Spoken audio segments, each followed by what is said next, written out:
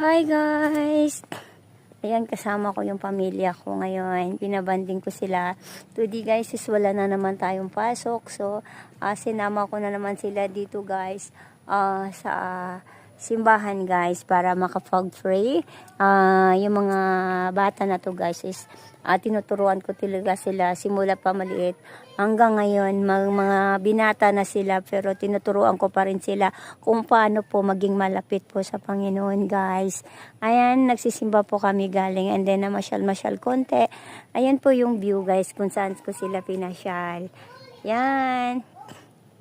Pinasyal ko sila guys. Kasi minsan lang naman sa buhay to. Sabado-linggo kasi hindi po pwede, hindi po ako bakante guys, kasi busy po tayo. So today guys is wala po silang pasok. So yan, naisipan po natin na ipasyal sila. Ayun po, nandito po tayo ngayon. Ayun po yung paligid guys. Diba? Napakaganda yung paligid. Pag ito naman talaga yung pagkagising mo or pasyalan mo, tanggal yung mga stress natin sa buhay. Diba? Kung mayroon tayong mga problema sa buhay, ipag-pray lang natin sa buong may kapal. Yan. Walang imposible kay God, guys. Walang imposible ka, guys, kay God. Lahat po tayo may problema. Lahat po tayo may kanya-kanyang problema, guys. Pero pag taos puso po tayong nananalangin sa Panginoon, guys, masusolve po yung ating mga problema. Diba, guys?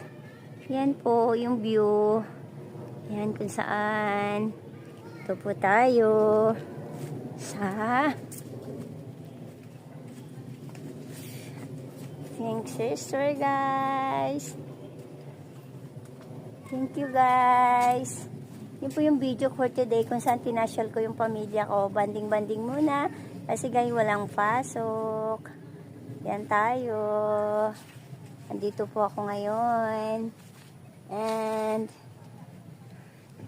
yan kung saan sama ko guys oh. Diba?